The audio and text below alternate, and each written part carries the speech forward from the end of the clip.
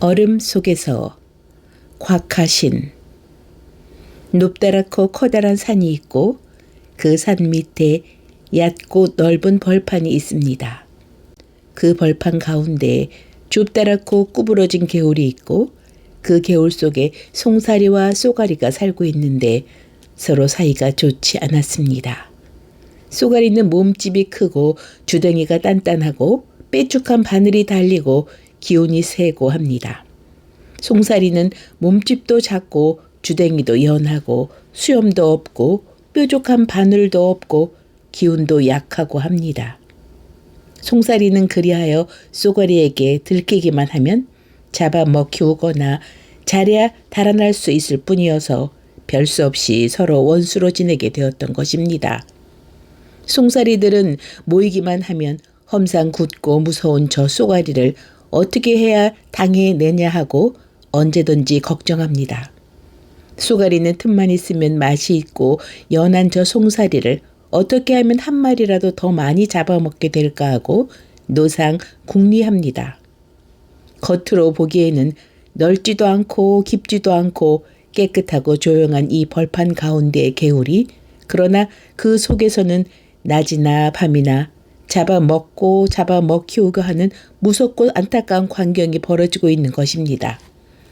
얘들아, 어떻게 저 쏘가리 아저씨에게 우리들이 잡아먹히우지 않을 길이 없겠니?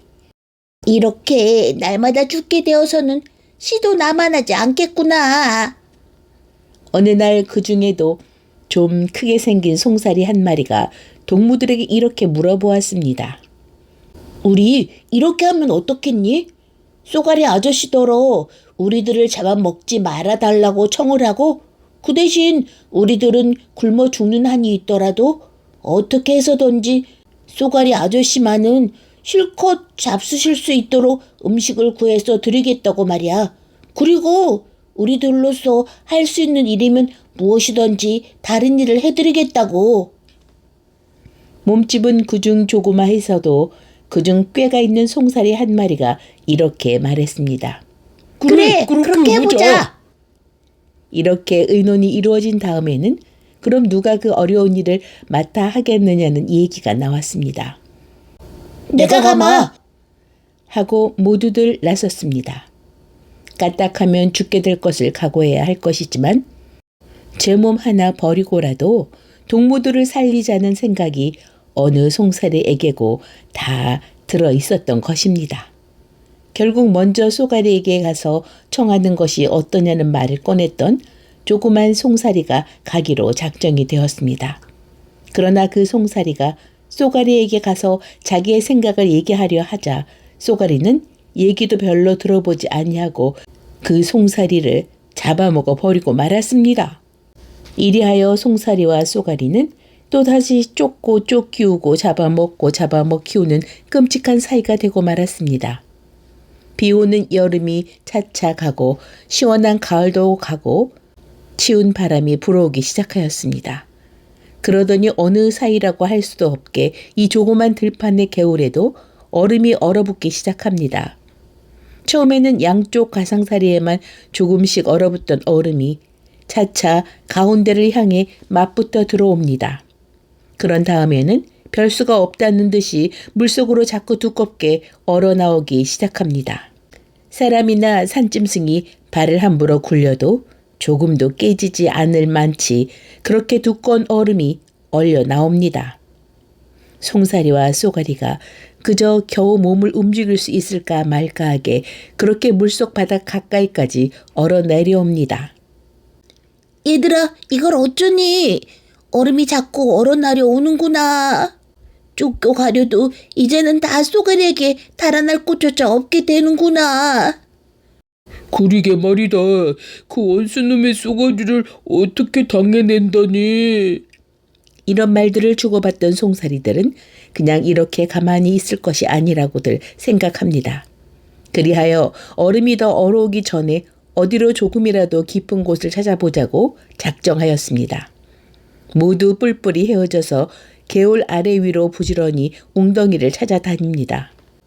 얼음이 거진다 나려온 틈 사이를 용하게 비켜나며 정성껏 깊은 곳을 찾아갑니다. 그날 저녁 때 일입니다. 그중 재빠른 송사리 한 마리가 마침내 누구도 여지껏 찾아내지 못했던 깊은 곳을 보아냈습니다.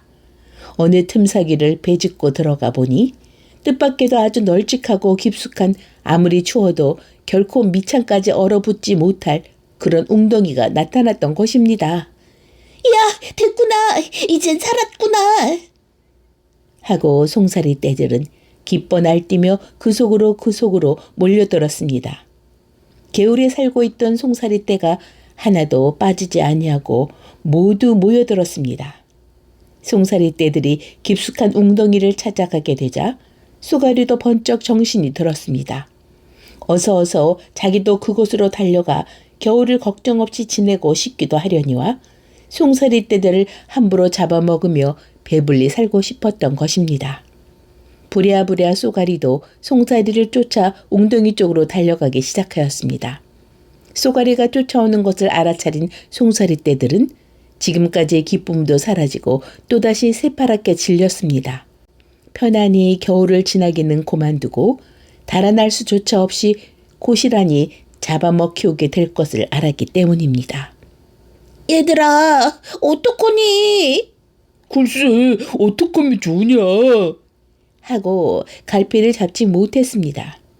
그때 그중 용감한 송사리 한 마리가 머리를 번쩍 쳐들고 이렇게 말했습니다.